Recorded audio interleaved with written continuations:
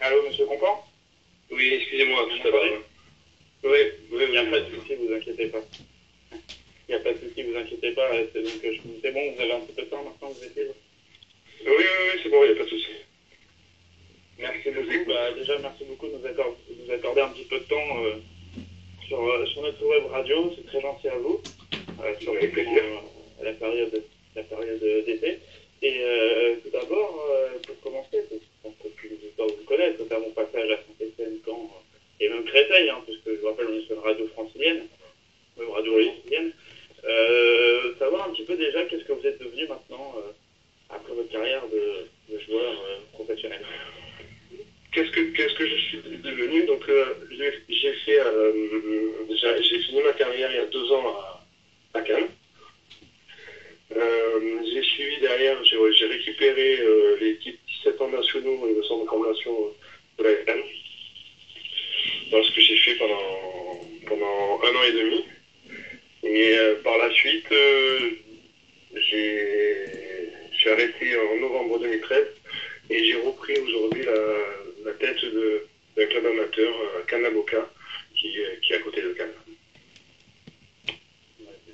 Justement, vous parlez de Cannes, là, notamment, vous êtes passé.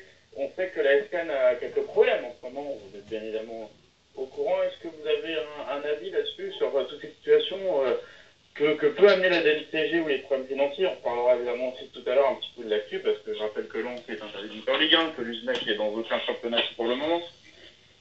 Quel avis vous portez déjà sur la situation compliquée d'un club finalement important du foot français qui est la Cannes? Déjà, ça m'attriste de voir la SCAN en DHR, surtout qu'aujourd'hui, moi, je suis devenu manager général de Cannes-la-Boca et on se retrouve dans la même division. Donc, c'est quand même malheureux de voir la SCAN avec l'historique qu'il y a et les joueurs qui ont été formés et tout ce qui s'est passé dans ce club se retrouver en DHR. Donc, je trouve ça vraiment triste et pas bon pour le football. Maintenant, ayant vécu ça de l'intérieur parce que je suis passé sur ma fin de carrière un retour, on va dire, rapide, bref, avec la SCAN, c'était très compliqué de pouvoir avancer avec des dirigeants et de la façon dont ils travaillaient, pardon. Et voilà, je pense qu'aujourd'hui, si la SCAN en est là, c'est malheureusement parce qu'il y a eu des mauvais choix et le club en paye les pots cassés, on va dire. C'est une situation difficile. Hein. Ça a été moins médiatique ces derniers temps, parce que je rappelle la situation de Lens, qui je peux beaucoup parler, et une interdit de monter en Ligue 1, un petit peu inédit, en tout cas sous l'ère moderne. Et justement, par rapport à la DNCG, en général, finalement, on voit que ça fait beaucoup de dégâts, et c'est malheureux de voir par exemple une équipe comme l'USNAC, temporairement, évidemment, sans championnat. Quel avis aussi avez-vous sur tout ça, puisque vous qui côtoyez finalement, qui êtes resté dans le football amateur? C'est vrai que quand sportivement une équipe gagne le droit de participer à une division supérieure, c'est malheureux de se voir refuser l'accession. Maintenant, c'est peut-être encore plus malheureux dans le football amateur parce qu'il y a beaucoup moins d'aide que dans le football professionnel, mais je pense que la DNCG est là également, même si des fois il enlève beaucoup d'espoir à certains clubs et certains supporters, est là pour apporter un peu plus de sérénité pour les années à venir pour les clubs. Malgré tout, on voit très bien que certains clubs ne peuvent pas accéder parce qu'ils peuvent pas pérenniser financièrement l'accession, ce qui se passe pas dans les autres pays. Donc je pense que quand même la DNCG, malgré que des fois ils font des malheureux, sont là quand même pour essayer de stabiliser les finances françaises du football. Ouais, on parle d'évidemment c'est difficile. Je rappelle que on a eu Strasbourg qui est en CFA2, Sedan y est toujours, on a Le Mans qui allait aussi très bas. Des situations différentes du monde que foot amateur, mais chaque année, DNCG fait passer beaucoup de choses. D'ailleurs, les calendriers amateurs sont sortis cet après-midi. Il était temps, vous devez repartir sur les clubs amateurs. C'était jamais simple aussi d'avoir un calendrier très tard. Hein. Je pense à votre place, même si c'est particulier foot amateur, c'est jamais très simple à mon avis. Bah, pour ma part, ça n'a pas trop bouleversé ma préparation pour la reprise, ni le recrutement, parce que bon, un club amateur, c'est vrai que plutôt des finances, il n'y a pas une grosse différence de finances entre les divisions. Donc pour moi, ça m'a pas bouleversé ni dans le recrutement, ni dans la structure. Donc, mais après, c'est vrai que pour certains clubs, ça peut changer financièrement. Là, je comprends que de se retrouver avec un calendrier et de savoir qu'il se retrouve dans une certaine division mi-juillet, ça paraît, même peut-être fin juillet, c'est du temps perdu et c'est bien compliqué pour le club pour pouvoir anticiper ça. Ouais, parce que justement, je rappelle par rapport à ça que l'USNAC est aujourd'hui dans aucun championnat et qui sera certainement ou en national à 19 ou une Ligue 2 à 21. Hein. Ça fait partie évidemment des sportifs qui étaient arrivés en national il y a 4 ans avec Strasbourg qui était rajouté, qu'on avait un championnat à 21. Si vous étiez coach d'une équipe comme l'USNAC, comment vous réagirez par rapport à ça? Ça doit être très compliqué à gérer, ne pas savoir dans quelle division on jouera, surtout contre la Ligue 2 nationale. C'est le transfert entre l'amateur et le professionnel, ça doit être encore terrible, voire difficile, surtout pour un club comme l'USNAC, qui n'a pas forcément de moyens limités. Bah, je pense qu'ils ont dû anticiper sur deux plans, plan A, plan B, en sachant que financièrement, c'est sûr que ce sera sûrement pas la même chose en D2 ou en national. Maintenant, je pense que c'est anticipé, mais c'est anticipé peut-être, mais c'est du temps perdu, c'est un recrutement qui est repoussé. Il y a plein de choses qui sont repoussées et ça peut leur porter défaut par la suite. Malheureusement, à contre, c'est pas leur faute à eux. C'est le DNCG qui va les handicaper un peu plus malgré que leur accession est sportive évidente. Oui, clairement, hein, situation très difficile et pour l'USMAC, hein, qu'on suivra évidemment par la suite des événements. Maintenant, on va parler un petit peu plus du côté sportif, hein, parce que malheureusement, l'été du football amateur et voire professionnel avec Lens est rythmé par la DNCG. Donc, vous êtes ancien joueur professionnel, attaquant, si je ne me trompe pas. Dites-moi si je fais une erreur, mais je pense que c'est à peu près bon. Non. À présent. Non. Attaquant. Oui. Et justement, en tant qu'attaquant professionnel, ou en tout cas ex-professionnel, quel jugement portez-vous? Vous avez donc traversé plusieurs époques, si je puis dire, c'est-à-dire la fin des années 90, les années 2000. Aujourd'hui, quel jugement portez-vous sur votre carrière professionnelle et sur votre parcours que vous avez eu? Oh, je veux dire, j'ai joué à 17 ans au niveau pro, ce qui est très long. Aujourd'hui, une moyenne d'un joueur pro tourne dans les 7 ans, 6-7 ans. Donc, je peux être heureux et fier de la carrière que j'ai faite. Maintenant, dire que j'ai fait une très belle carrière, je pense que j'ai fait une carrière correcte, passée par la Ligue 1, la Ligue 2. Voilà, maintenant, quand j'ai côtoyé des joueurs comme Thierry Henry, Trezeguet, Anelka en équipe de France, jusqu'à l'équipe de France Espoir, c'est vrai que peut-être que j'ai, à un moment donné dans ma carrière, fait un mauvais choix. C'est un peu l'idée que je me fais. Maintenant, je vais pas revenir en arrière. J'ai fait un mauvais choix peut-être, mais je suis très fier de la carrière que j'ai faite malgré peut-être cette erreur de choix à un moment donné. Oui, on reparle beaucoup de ces carrières et justement en tant que joueur, si vous aviez un bon souvenir ou si ce serait un souvenir à retenir de toute cette carrière, ce serait lequel? Ah, j'en ai pas mal quand même. En 17 ans, il y a eu des beaux moments. J'ai fait 3 montées de Ligue 2 en Ligue 1 avec 3 clubs différents. J'ai gagné la Grande Marnée avec Cannes. C'est vrai que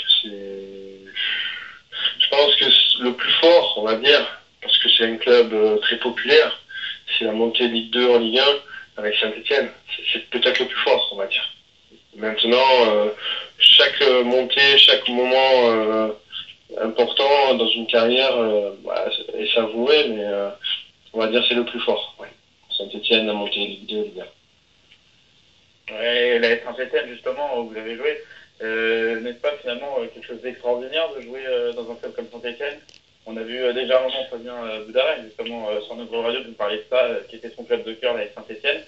Et justement, vous qui est passé en tant qu'attaquant, c'est quelque chose d'extraordinaire de jouer dans ces clubs mythiques. Oui, oui. Même si à ce moment-là, dans la période où je suis passé, on était en Ligue 2, c'était une période assez délicate pour ce club-là. Donc j'ai commencé avec Saint-Etienne en pas de tableau Ligue 2. Et puis quand je suis parti, on était en Intertoto, donc Coupe d'Europe. Je pense que j'ai fait mon temps, j'ai passé des fabuleux moments. De vivre dans un stade mythique et magique, voilà, c'est des moments fabuleux pour un attaquant, pour n'importe quel joueur, français ou étranger. Et ce club est vraiment un grand club français. Même si des fois certains ne pensent pas, mais moi je suis persuadé que ce club redeviendra un grand club français. Et aujourd'hui, vous avez un rêve particulier pour la Saint-Etienne ou finalement, ça reste un grand club français pour vous, ou finalement, à force d'avoir joué là-bas, le cœur est resté très attaché à Geoffroy Guichard? Ouais, j'y vais de temps en temps. Cette année, je suis monté 3-4 fois. J'ai mon fils qui est stéphanois, donc c'est vrai qu'au fond de lui, il s'est attaché à cette toise verte, on va dire. Et puis, je suis resté en très bon terme avec pas mal d'anciens joueurs et également les présidents. Donc, c'est vrai qu'à un moment, on peut reparler de pouvoir retourner dans la structure de la Saint-Etienne, travailler avec eux. Bon, finalement, ça a été repoussé, donc on verra à l'avenir si je dois retourner là-bas ou pas. Mais si je dois y retourner pour travailler, ce sera avec grand plaisir de pouvoir apporter pour un club qui m'est cher. Et oui, et justement, je pense que quand vous avez vu la Saint-Etienne gagner la Coupe de la Ligue, ce qui était un petit peu une forme de renouveau, ou en tout cas pour une génération, justement certainement comme votre fils, de enfin voir Saint-Etienne gagner, ça a dû faire vraiment un gros pincement. C'était un moment important finalement aussi dans l'histoire de Saint-Etienne. Évidemment. Maintenant, d'autant plus pour moi parce que j'ai pas eu cette chance-là parce que j'ai fait 4 demi-finales de Coupe de la Ligue, dont 2 avec Saint-Etienne. Et les 4 demi-finales perdues, donc j'ai jamais vu ni le Stade de France, ni une finale avec un club en Coupe de la Ligue. Et c'est vrai, pour moi, c'était on va dire une coupe qui m'était chère parce que je crois que je suis le 3e buteur de l'histoire de la Coupe de la Ligue et voilà, j'aurais bien voulu finir plus haut, mais j'ai pas réussi. Ah, le 3e meilleur buteur sans jamais aller au Stade de France?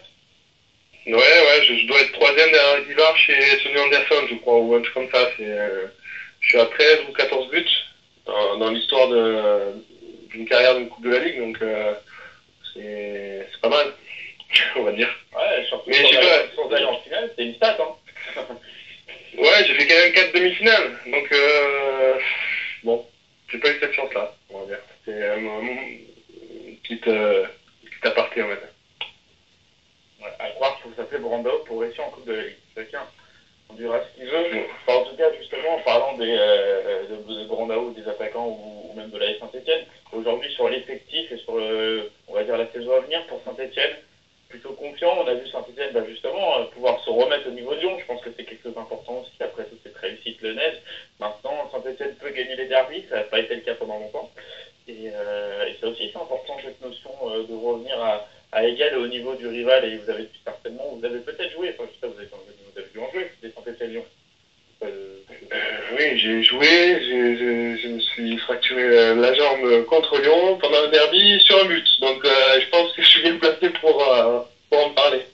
Non, c'est vrai que... Un but marqué. Un but marqué, je me fracture la jambe, c'est Chris qui me tape le tibia, je me casse le tibia en marquant. Donc on va dire que c'est original. D'engagement dans un derby. Mais c'est vrai que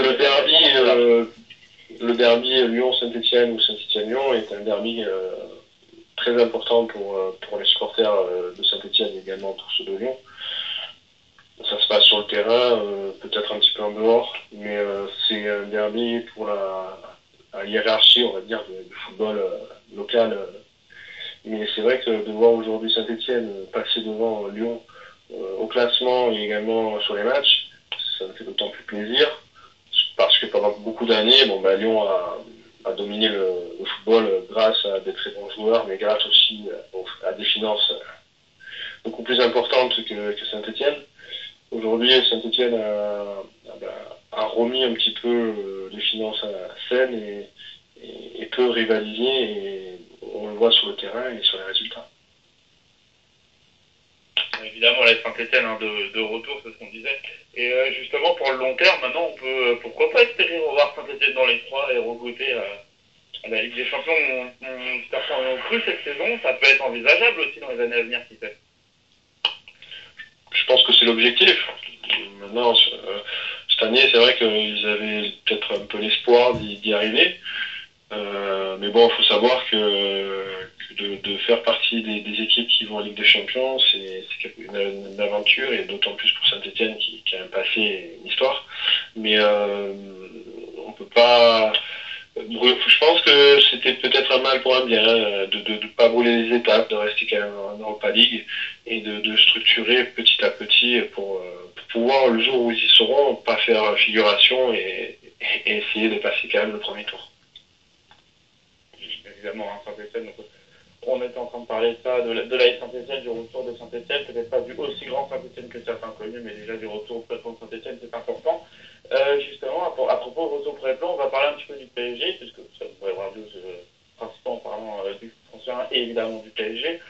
Le PSG, je dis retour au premier plan, parce que finalement, je rappelle qu'en 2010, ça fait certes au premier plan médiatique, mais pas forcément sportif, ce qui est le cas aujourd'hui, avec l'arrivée des Qataris. Et je vais demander à Lyon Compon qu'est-ce qu'il pense évidemment de cet investissement qatari au Paris Saint-Germain, tout simplement.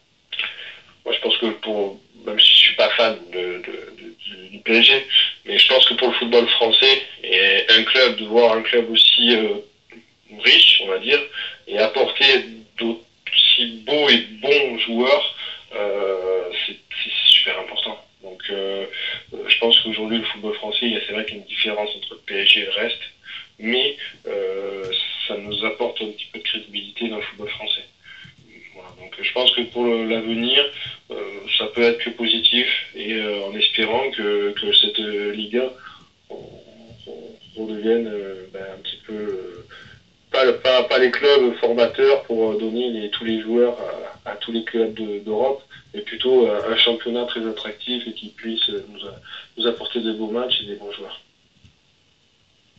Évidemment, PSG de retour, c'est ce que je disais, justement par rapport aux joueurs à l'effectif. Bon, en tant qu'attaquant, par exemple, vous parlez de Zlatan Ibrahimovic ou d'Edinson Cavani, quel jugement vous portez sur ces attaquants de classe internationale? C'est des joueurs exceptionnels, tout simplement. On le voit sur le terrain, ils sont capables d'apporter une touche personnelle, ils sont capables à n'importe quel moment de débloquer des situations. Voilà, donc on va dire c'est le début c'est un club qui est en train qui a un objectif, c'est gagner la Ligue des Champions, ils s'en mettent les moyens. C'est vrai qu'aujourd'hui il y a un fossé avec tous les clubs français, mais d'arriver à leur niveau, c'est sûr que ça sera pénible et difficile, mais je pense que des investisseurs futurs, d'autres investisseurs vont venir en France et vont essayer de rebooster cette Ligue 1.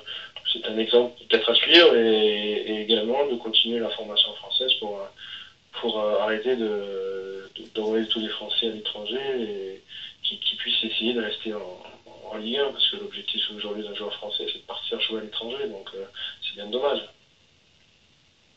Oui, bien évidemment, et justement, le PSG et Qatar, en tout cas, sont au Paris Saint-Germain aussi pour gagner la Ligue des Champions. C'est évidemment l'objectif.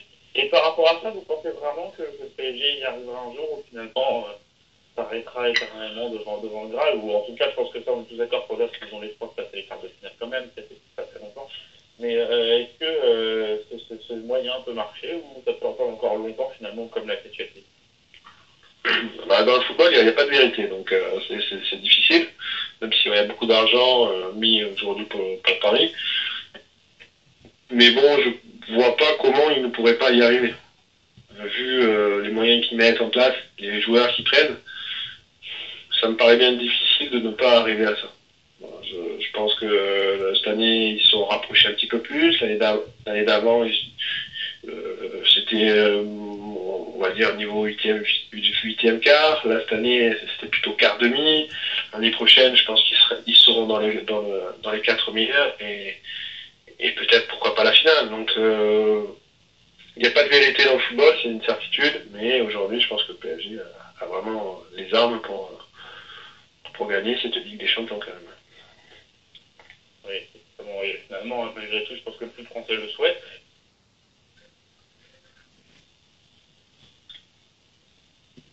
Allô? Allô? Allô? Je vous entends plus. Allô, vous m'entendez? Vous m'entendez?